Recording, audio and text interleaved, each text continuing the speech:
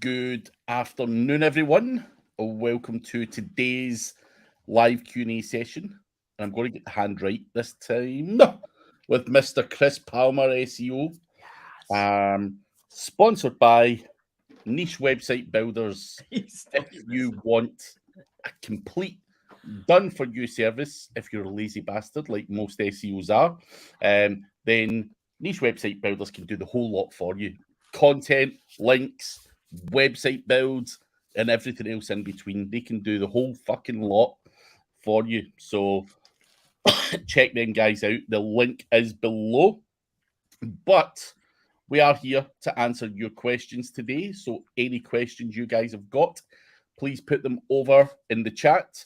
Doesn't matter how basic the question is. No question goes unanswered unless it's completely stupid.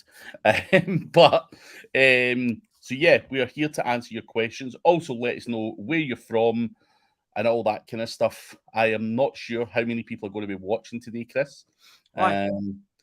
Just because it's the holiday period. I'm curious. So let us know. You guys are all still hungover and all that stuff. But Chris, what did you do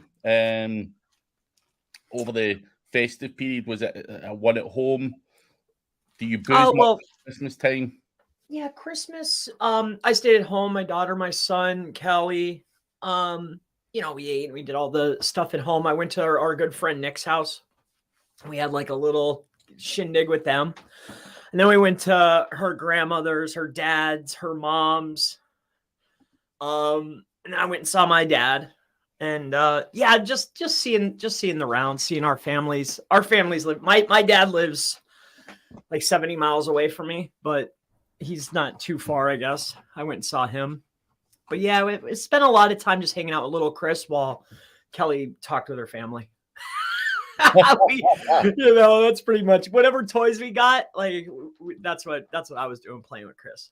So I had fun. Good. How about you? Similar to you. Well, we didn't go out traveling to see family or anything.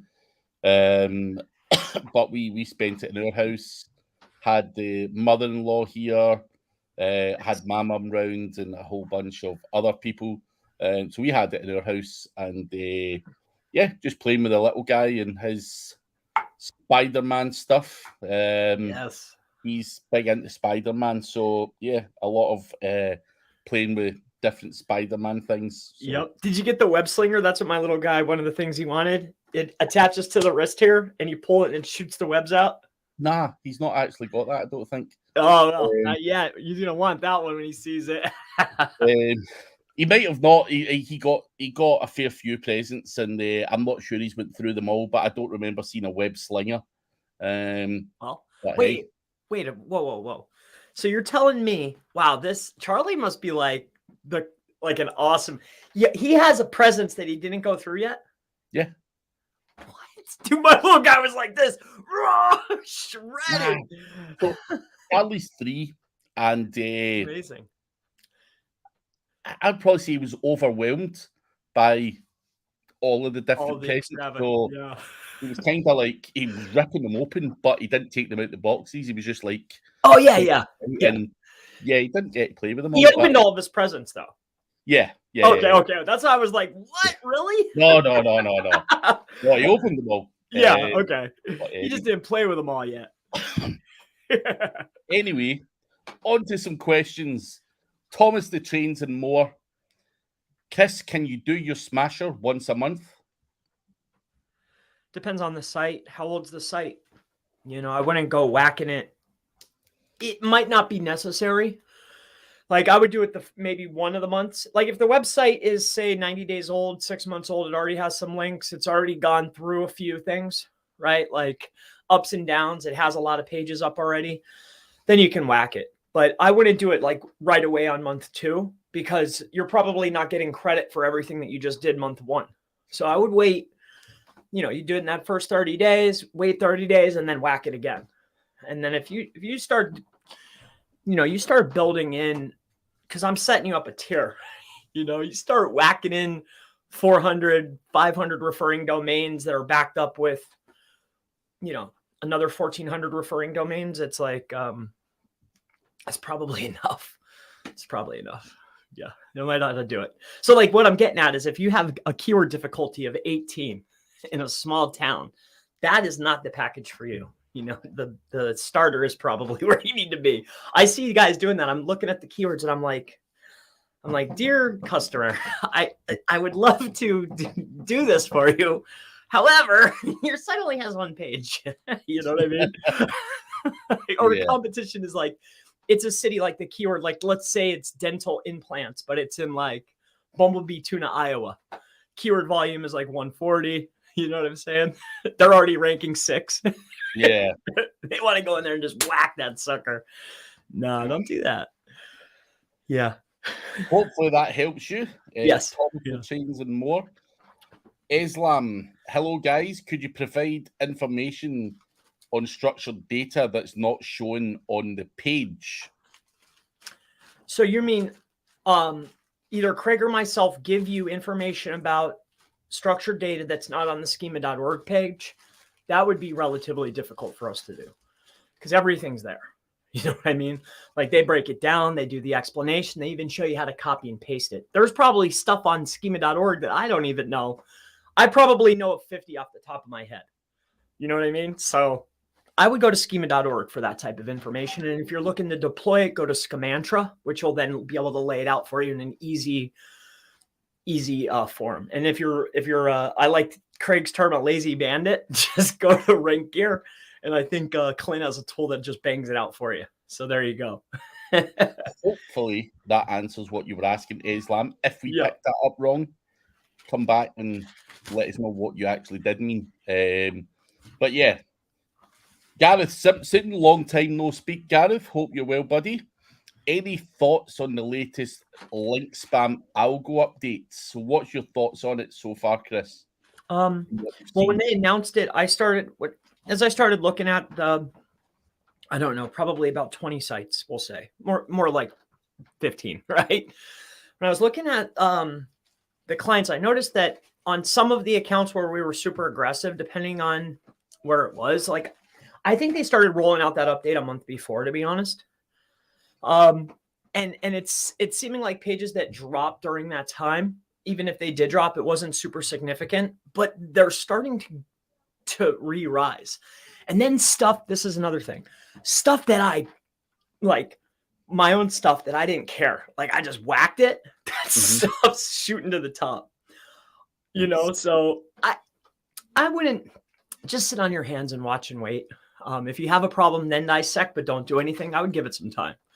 Yeah. I think that would be my advice for any update anyway. Too many people are impulsive and start drawing conclusions when you see, like, obviously they're taking certain filters off, shit, you know, shuffles around and you're like, oh shit. But like you say, sometimes shit can rise back to the top again. So I would always wait because some of these updates, you know, take a month or two to kind of settle back down.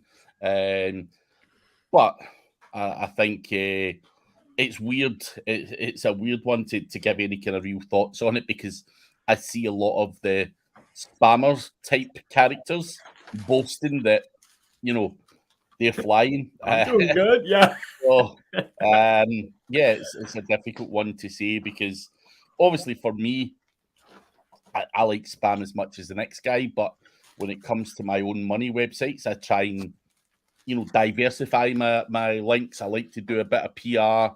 I like to do some of the good stuff as well. And, you know, I think that's just the way it's got to go for, you know, I think the spammers will eventually get caught and they will get slammed at one time or another, but it's just whether Google can do that all in one full swoop. No. It is difficult. So it's coming for them, I would imagine. But yeah, difficult one. And I'm seeing, like, I saw some really very unique examples recently. Like Pure Spam is doing phenomenally well. Like really muddy stuff. Yeah. Like straight garbage. Like buying exact matches, pummeling the crap out of it, wanting it in. It's just like whoop, right up. Jeez. Did you see that? Have you been out on the forums? No? Nah, I try and stay clear of the forums.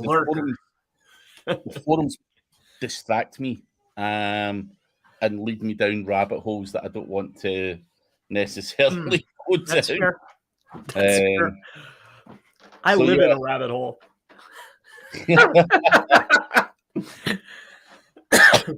G. Allen, I'm looking to get a new site. Will this set me back in regards to SEO? Also, what's the most important things I need to do to start ranking? My business, cosmetics and beauty, is super competitive and difficult to rank any keywords against these huge companies. We are in Pennsylvania. You're in Pennsylvania, right, Chris? Yes. Yep. But will get a new website. Answer the first part first. Is getting a new website going to set someone back if it's done properly, Chris? I mean, there's going to be time, no matter what. Is it a setback? It depends on what the past was looking like, right? It might be sometimes you have to take 2 steps back to see what's so far ahead, right? So is it going to be a major step back? Maybe in the what do they call that? The macro, but in the long term, no. So with that being said, if you're going to start a campaign, what I would do is I would take a week, maybe 2 weeks, and really plan out your structure, plan out your keywords, plan out the link strategy. Like I would make the content strategy, the technical strategy, the on-page strategy, and the link strategy. Get that done in your first week. And whenever you're ready, move as fast as you possibly can, because you know it's going to be an 8-month run before you see any true success. Yeah. That's what I would do. And then whatever budget you think it's going to be, double it. And then you'll be on the right track, in my opinion. More money is what's required, certainly in the early stages of any campaign, really. So, yes. But I think, you're saying it's super competitive and it's difficult to rank. I think, if the right budget, the right time and effort's put in, anyone's beatable. So I wouldn't have that kind of mindset where, you as a kind of smaller business can't compete. I think you'll be pleasantly surprised that, even some of the bigger companies have some real weaknesses in their SEO campaigns. So because they're a big company doesn't mean they're doing amazing SEO. And that the huge. Sorry to cut you off. Did you want to? No, go for it.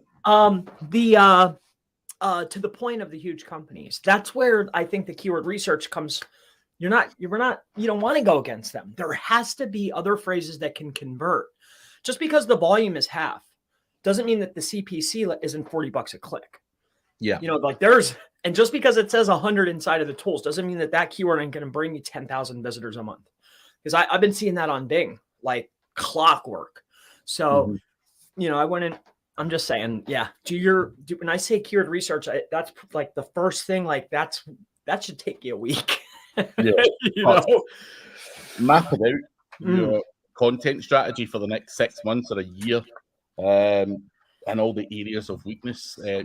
Keyword gaps and all that kind of stuff. And you can't just bash that out as you go. It has to be well thought out and. Take your time, do it properly, or pay someone to do it properly if you can't be asked. That again, like anyone, we're all impatient and sometimes can't be bothered, getting ourselves bogged down in those kind of details. There are guys out there that will do it for you as well. So, for sure, yep, and execute fast.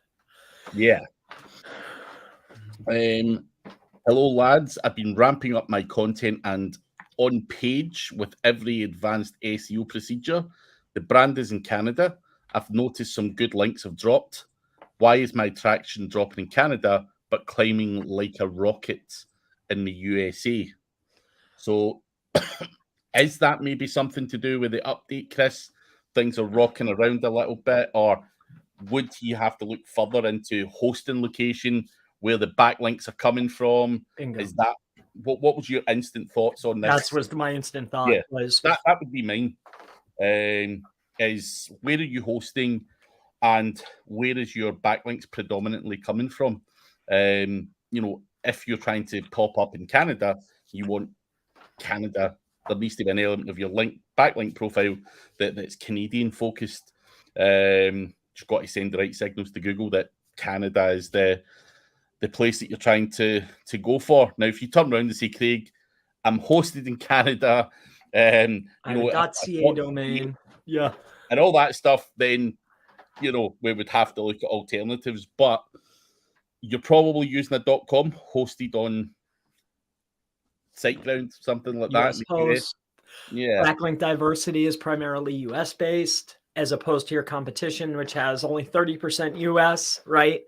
The hosting, the URL, where the backlinks come from, and then also too, like what inside the meta is what version is your competition serving? Are they serving multiple versions? So I don't know. I would look at those factors. Yeah. Have a look at them.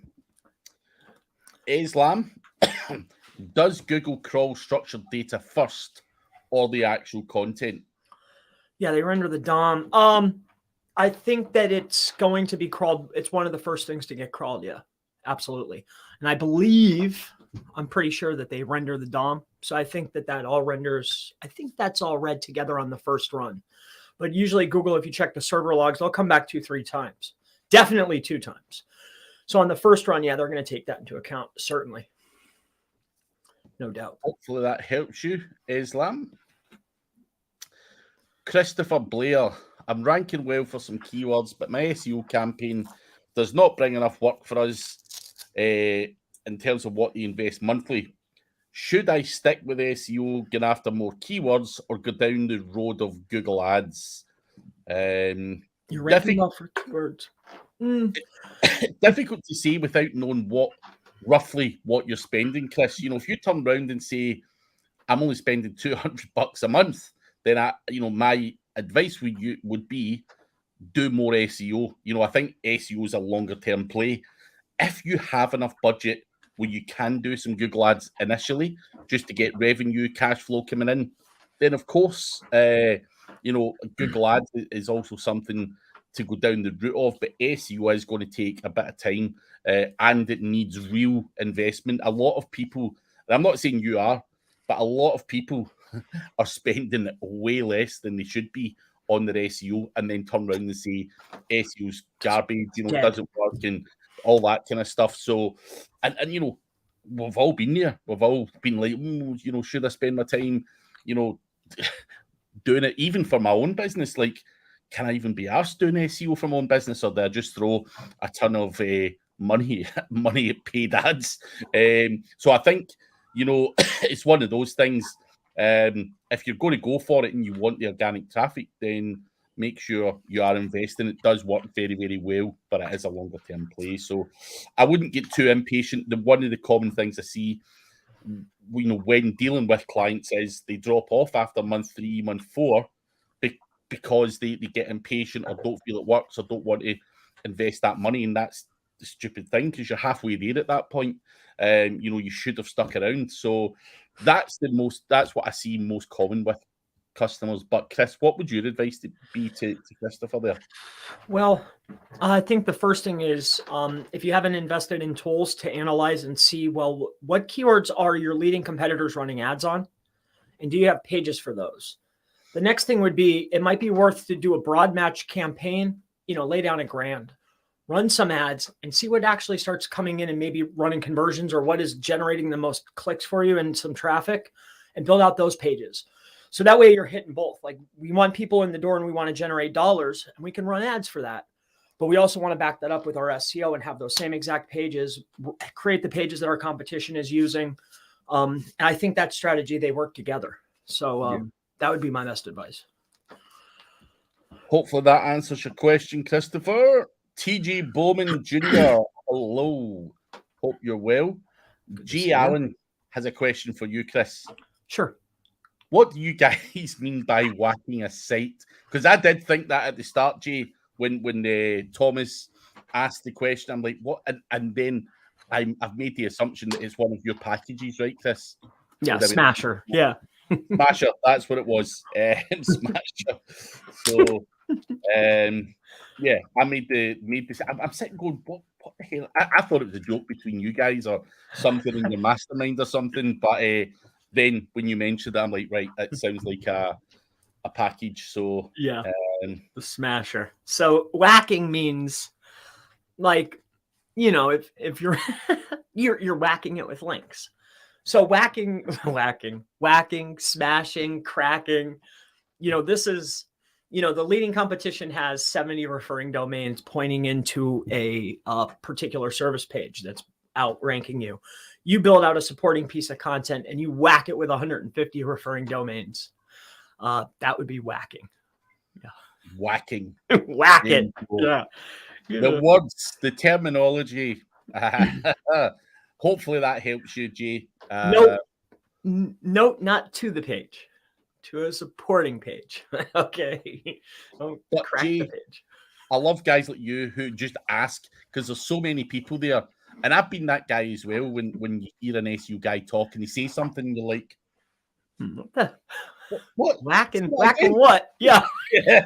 Whacking. Too scared to ask.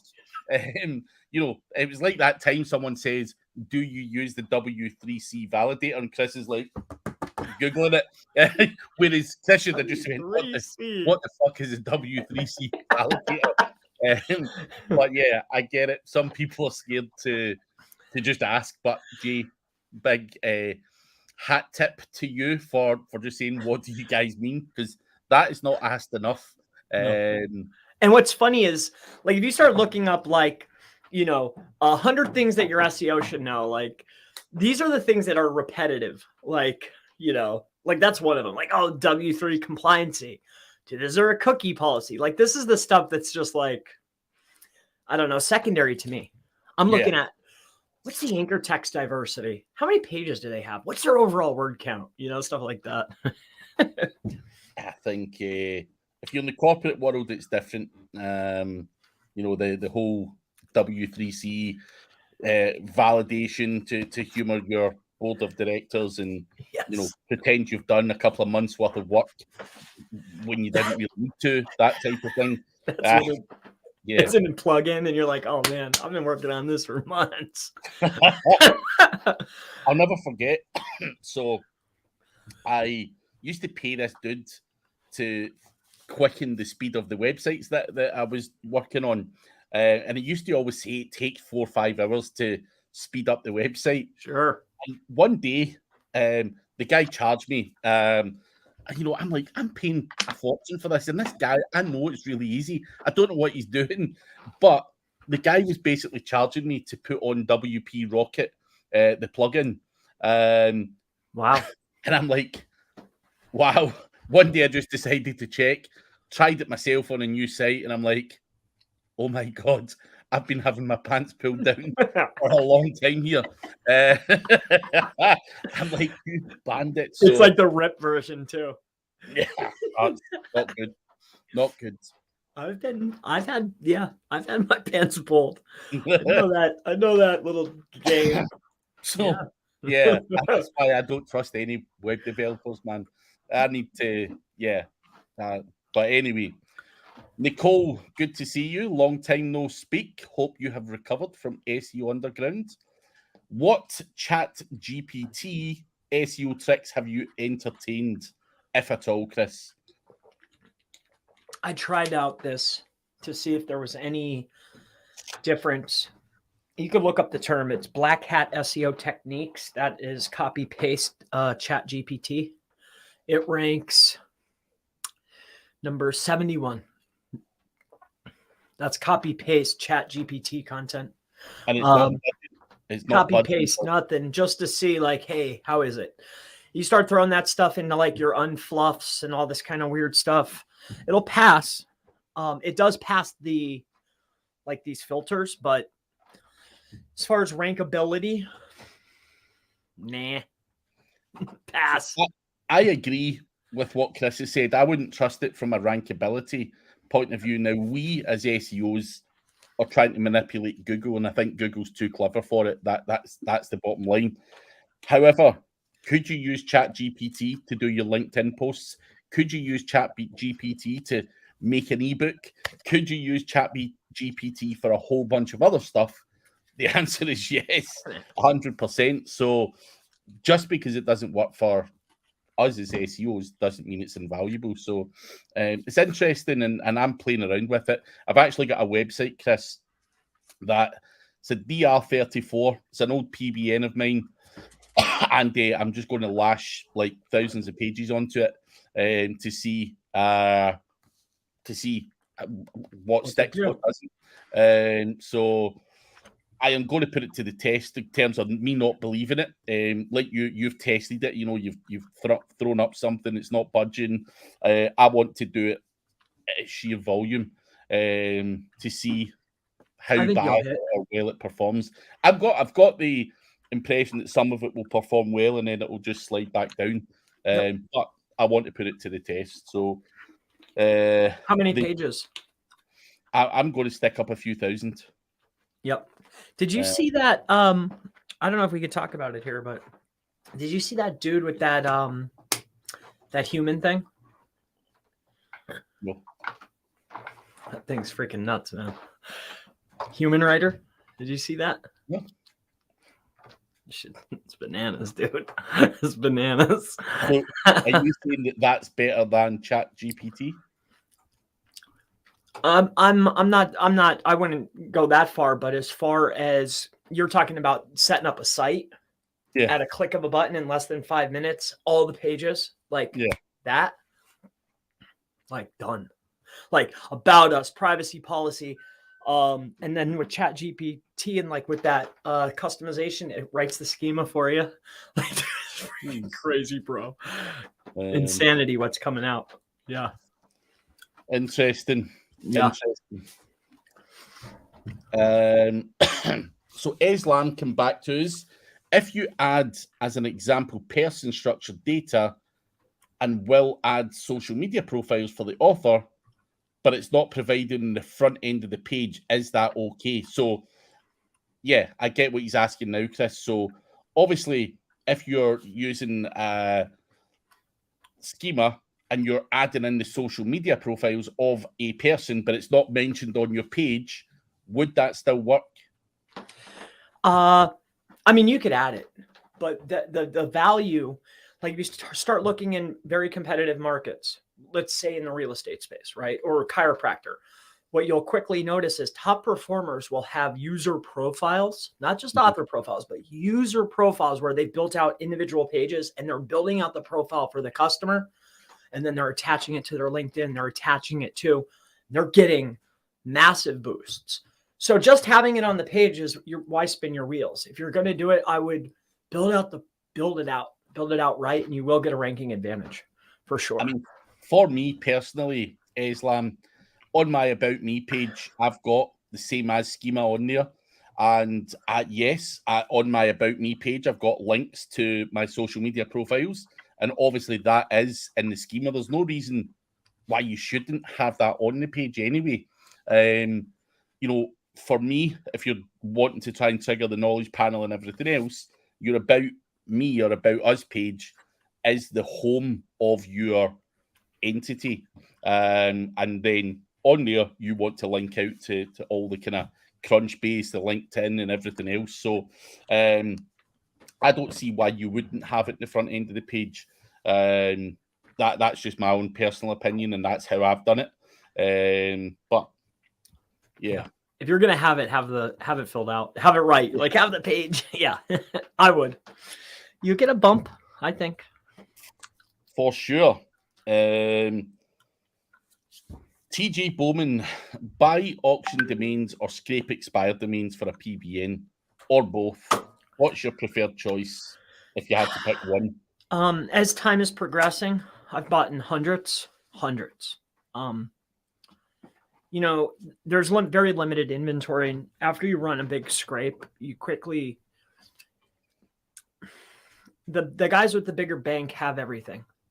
It's much better to go where the inventory is and get your money out, because you can buy, Like, yeah, you could scrape them and scrape off the bottom and get your 10s, but you're never going to find the domains that are right. Like, yeah, I'll get high referring domains, high DRs, but it's not quite perfect. You know what I'm saying? Yeah. Where when you're going to, there's a lot of vendors out there that have large lists, and you could buy in. You're going to pay a premium, but it's fast. And the amount of time and the money I'm learning, it's just get your coins out. So with that being said, the auction, again, you're spending time. For me, it's about speed and execution. How fast, how fast, how fast.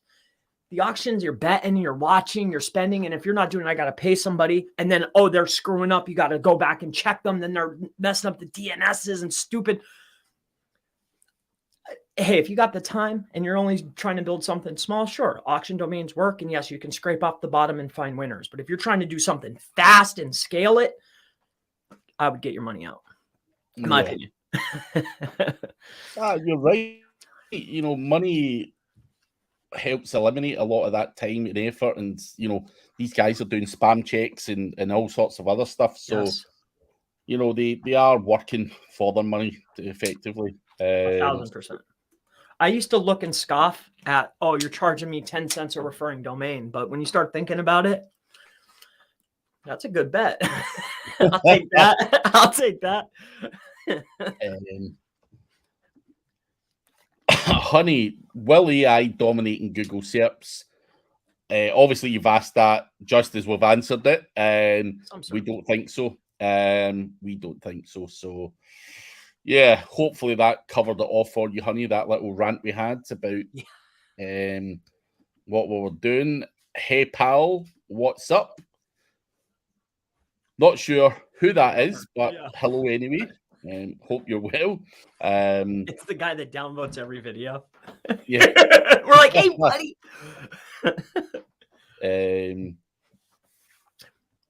So, Thomas, I understand DA is just a metric, but will your high...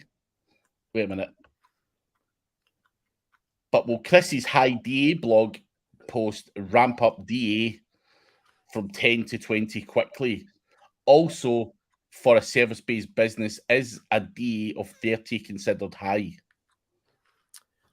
I mean, a DA 30 is usually the site maybe is a year old, year or two old. They have your basic links, your socials, and your web 2s. I mean, hitting a DA 30 isn't, I don't think that's special. Now, like your DR 30s, that's a little bit more work. That usually is 200 to 300 referring domains that have some pretty good spunk.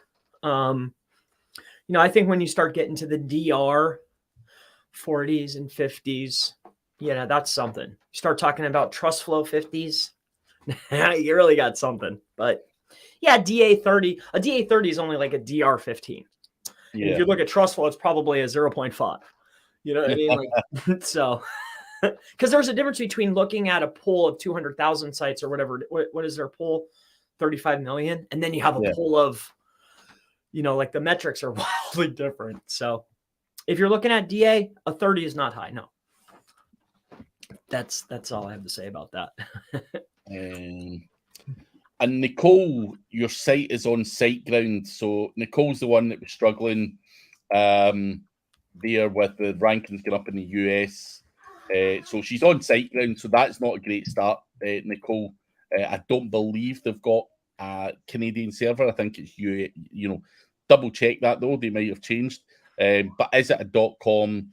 And where are your backlinks coming from? That needs to change. There could be a lot, you know, going. And then too, if you're SiteGround, you might have just started with web stuff, right? So there's probably a lot of things to check there. Yeah. Heinrich, good to see you, mate. Quick question. Is it worth to optimize content for Bing or just focus in Google and let Bing rank in its own? What advice can you give for Bing SEO? Looking forward to your comments. Do you optimize for Bing specifically, Chris? I can't keep the charade going anymore, right? Bing is a hitter. Don't get it confused. Bing's got it going on, man. There's traffic there, There is conversion there. There is money to be had there at much easier.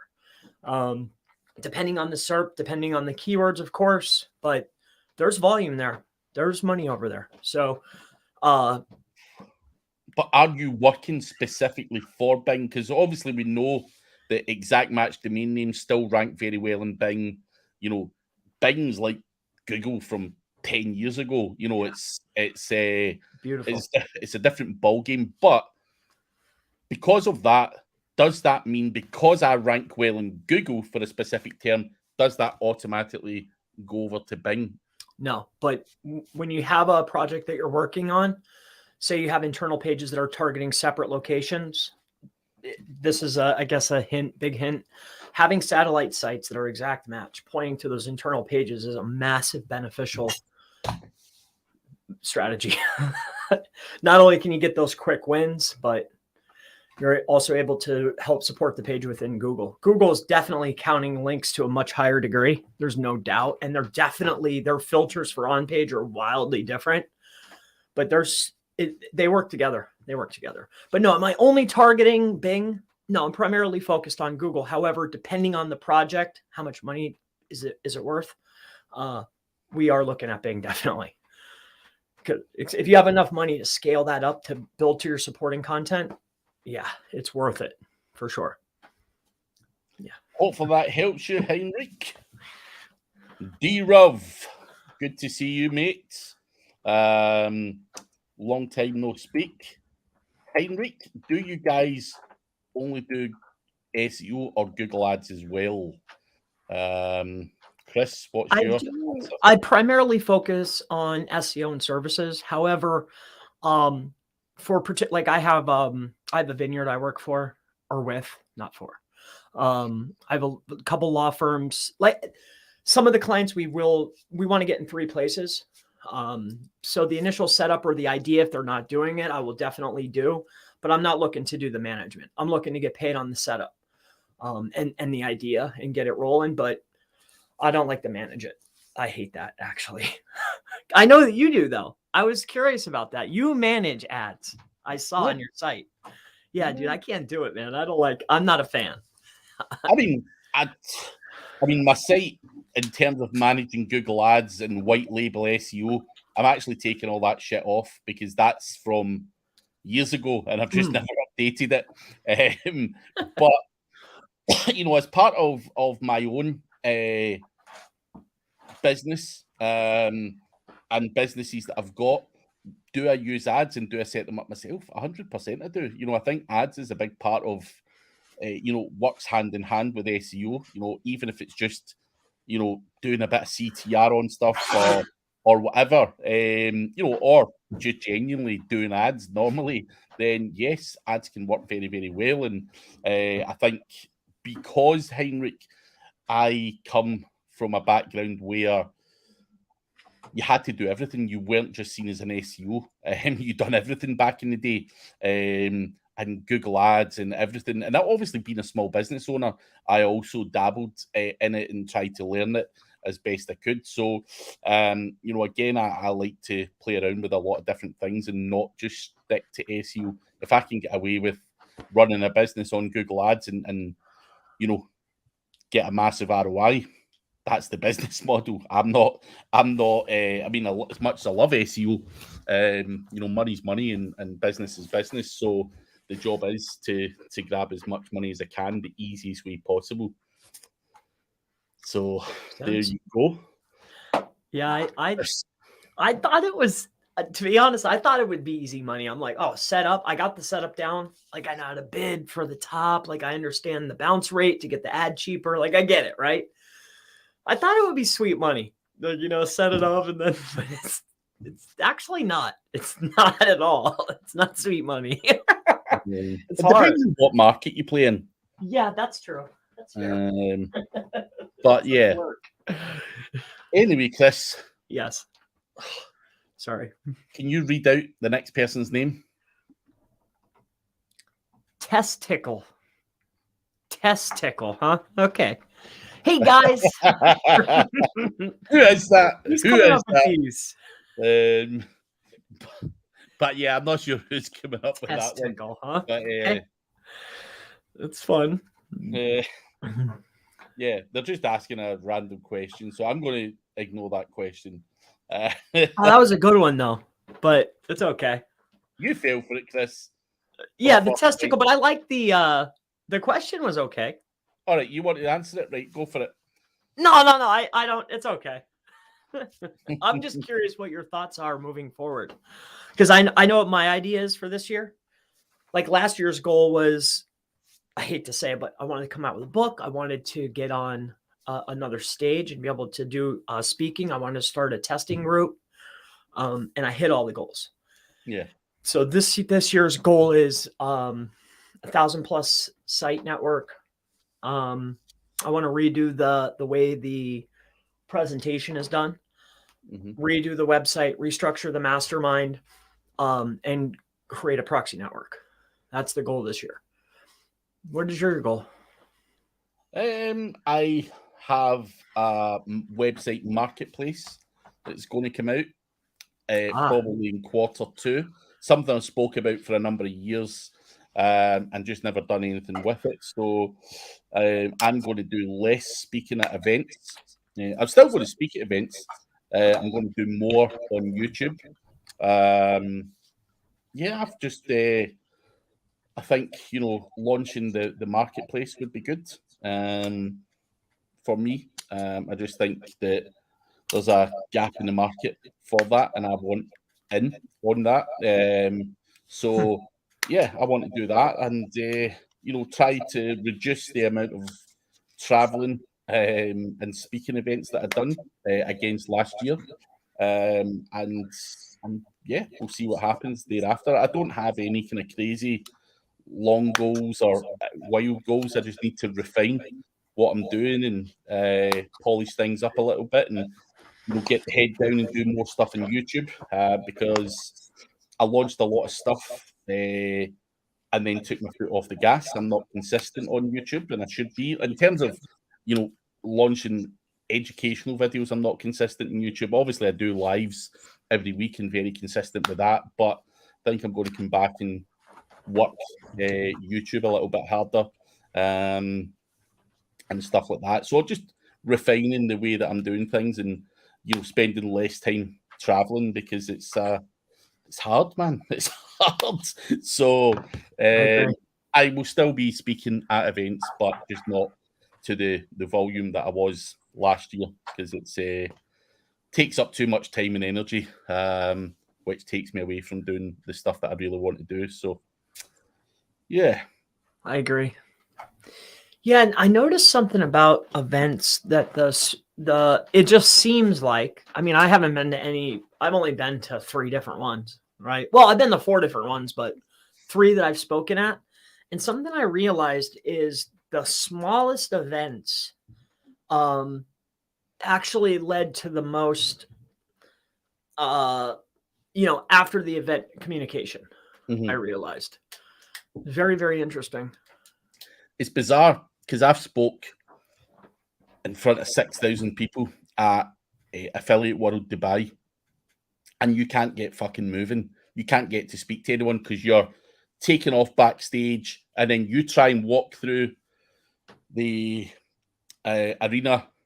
You can't, you get fucking harassed. So you can't sit down and have conversations where, like at Rockstars, there's only maybe, 50 people there, and there's plenty of time to sit down and go around the table and, have those meaningful conversations. So I agree. I think the smaller events, I get more value out of it. And because I don't watch talks at other conferences, not because I'm ignorant or anything. I've just seen a lot of it before. And also, I don't have a great attention span. So it's sitting down, having the conversations and being able to ask my questions to someone. Like I've done it with Garrett Acott at SEO Rockstars. I spent a lot of time just sitting chatting to Garrett, what he was all about, what he does, how he makes money, his thoughts in terms of going forward with his tools and stuff.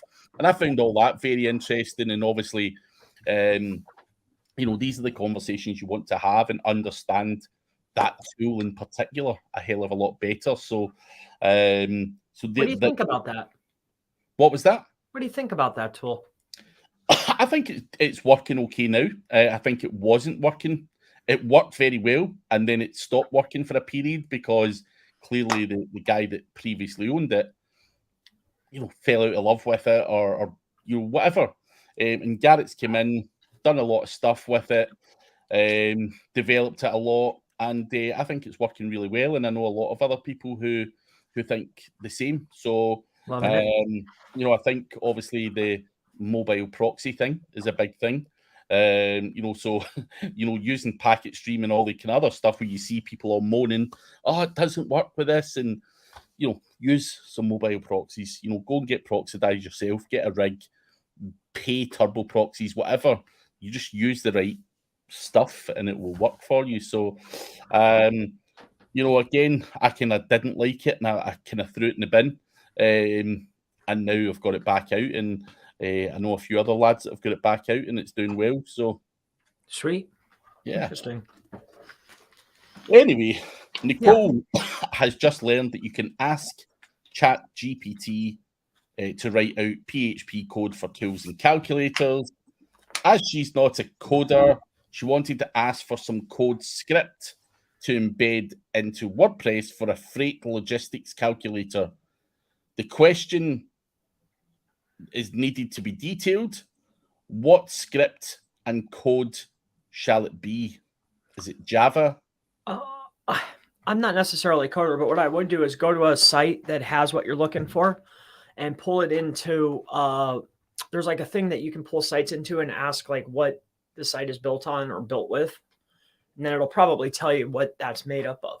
And then you could feed it in. You might even be able to find a little fragment of the code. I don't know.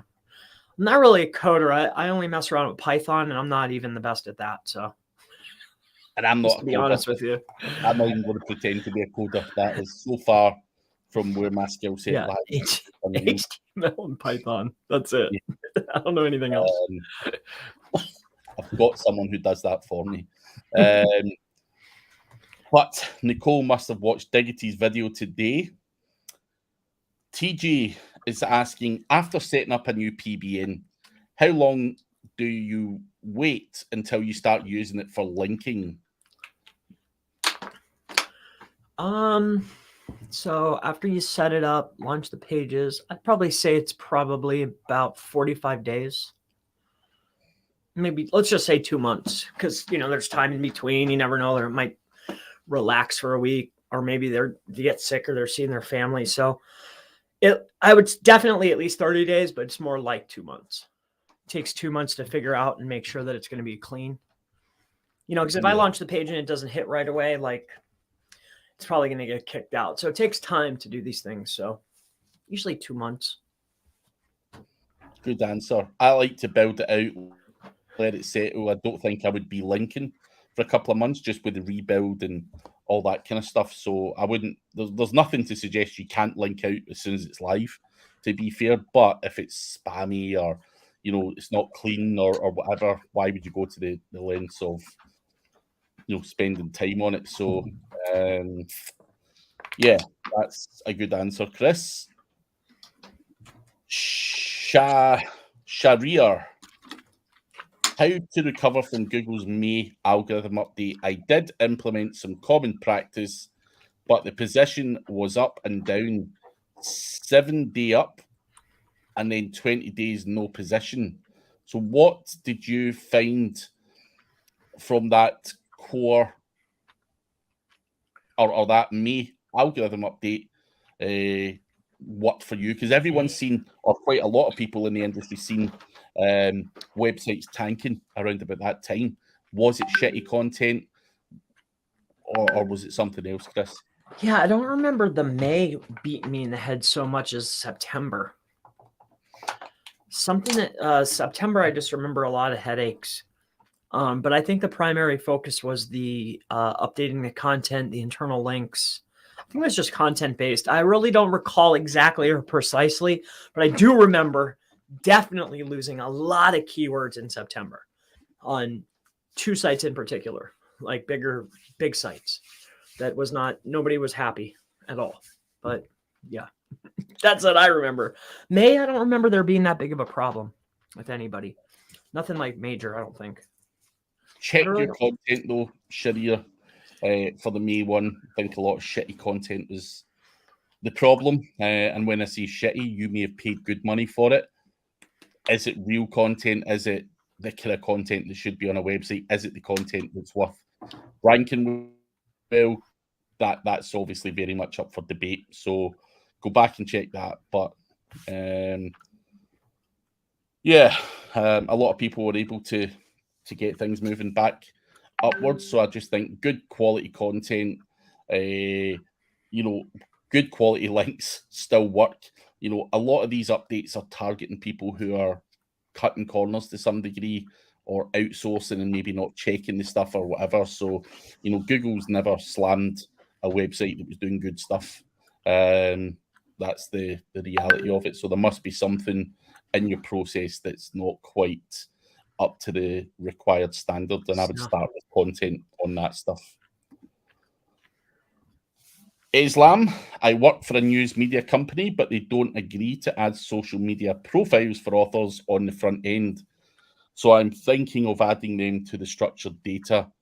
You can do. I know some of the big media outlets here in the UK certainly allow that to happen.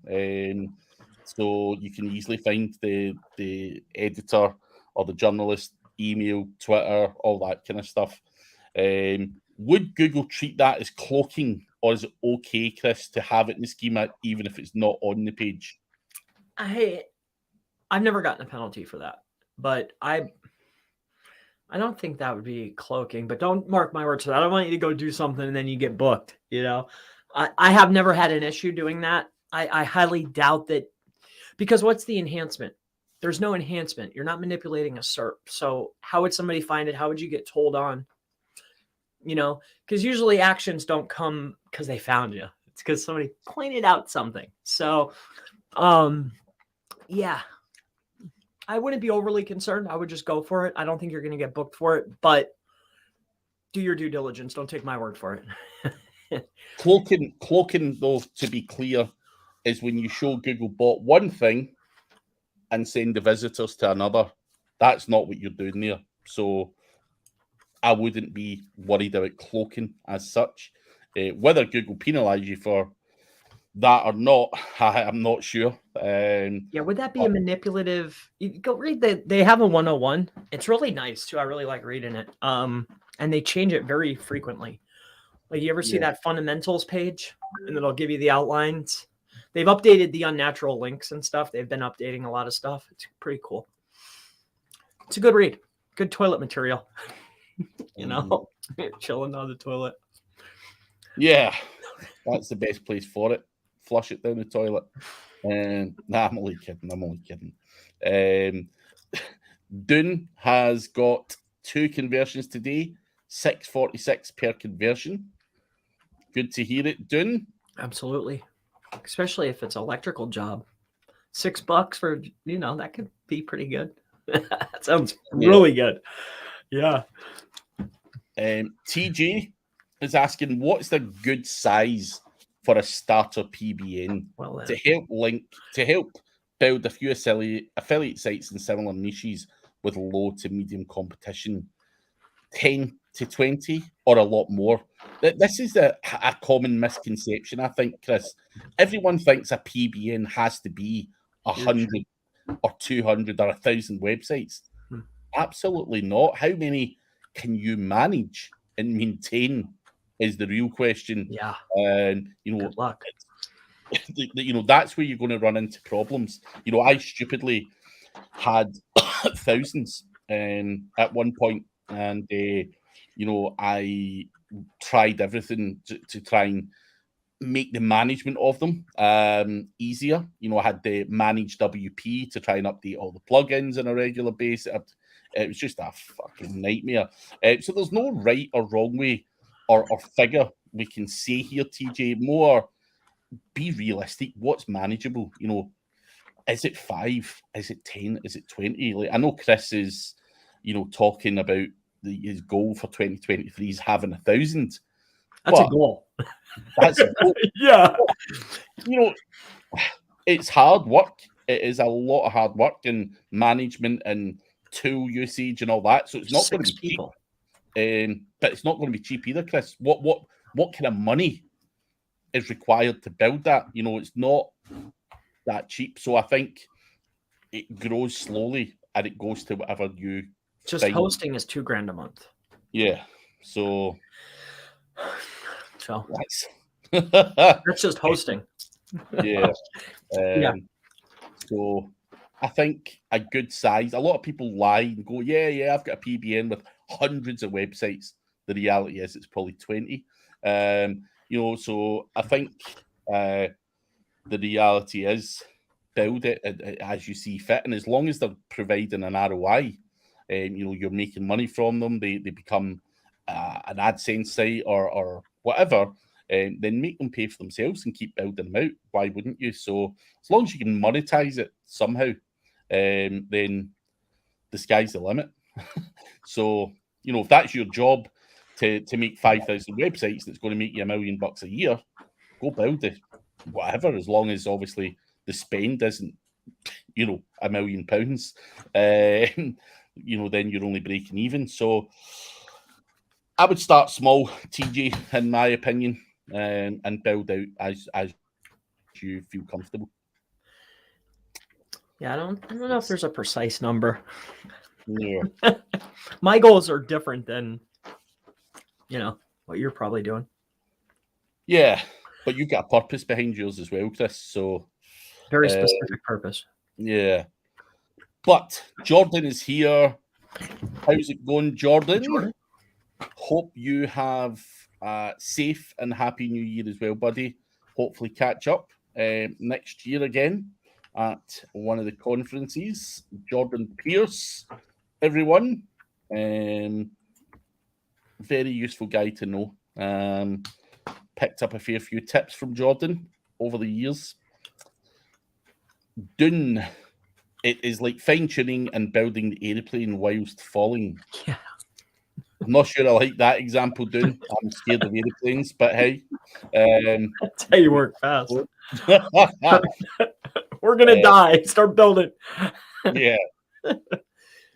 Miank, hello.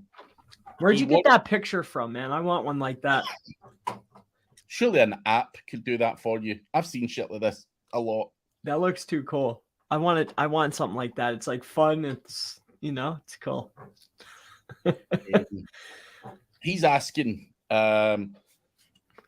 does cloud stacking backlinks work directly to the money website and then power them up with tier 1 and tier 2 links? Yeah, you added the defining factor. Cloud pages are completely useless without being powered up. There's zero value there unless you start pumping something through them. So the answer is definitely yes. So, I mean, you could stack all the pages you want together. If you don't send something in there and jack up that trust flow, you're not going to get anything. Zilch. So you're on the right path 100%. And what I'd be looking for primarily is looking for high trust flow. You can pretty much throw anything you want at them. That is an advantage. What I've noticed with them is I don't, passing power is one thing. I think that's where the big advantage is, but you got to focus on trust flow, Pump them full of trust flow, build out your tiers, have 1 or 2 really good pages that you're trying to rank so you can get some traffic to them, build up the tiers, and then link into your internal pages. You'll do very well. Well, better than, it's still a link is a link. It's still only one. It's one page, linking over. So, good luck. Good luck, Miank. David Bombal shows you how to do the code plus chat GPT thing. And Harry Minge, to run PHP programmatic code in WordPress, I install a Woody plugin. It can display PHP output in a page or a post. There you go, Nicole. Another useful tip. Scrooge, Is pumping money sites with GSA still working, Chris? Directly to the site? No. I mean, okay, let's reiterate that.